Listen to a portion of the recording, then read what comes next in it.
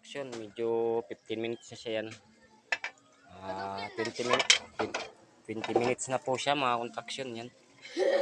Yan, medyo kinikilaw ko nga lang ito pag pinakuluan. Yan.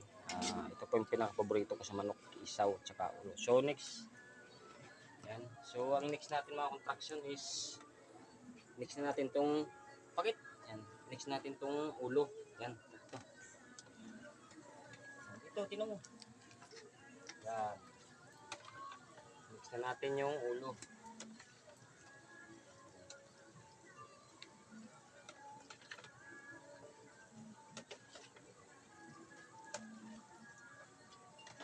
Umalagay yun na. Sabay na natin mga contraction, yung gulay.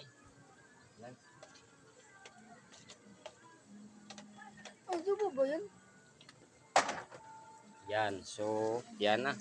Yan yung gulay na kabansi na hinog. Yan. Pinakuluan natin yan. Tsaka ulo. Tsaka isa yan. So, i-mix natin mga contraction. Mix natin i-mix. Yan. Sabi daw po ng iba, mampulutan lang daw ito. Pero hindi po nang alam ng iba. Karamihan. Ito po ay paborito ng yan. Yan. Tsaka ng pangatlo pong anak. Si April. Yan. Pinapapak po nila ito. Kaya medyo malulusog sila. Simula ka sila kumain ng mga ganitong ulam. Yan. Ano?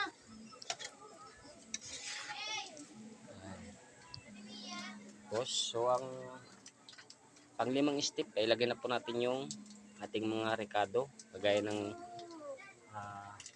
tuyo. Yan, tuyo.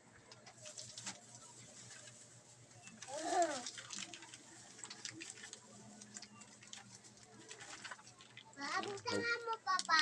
Busin natin to yung mga contraction to. Yan, medyo ano. Yan. Tuyo. Yan. Busin natin yan kasi para malasa. Wala pong sili yan kasi ayaw ng mga bata.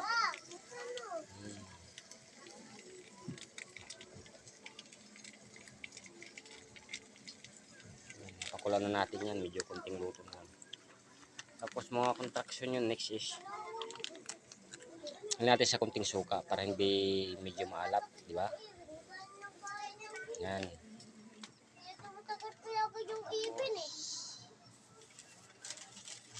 Ang pampasarap sa lahat mga contraction is yan.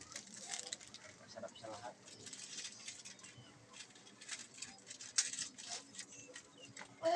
Charan! Magic sarap.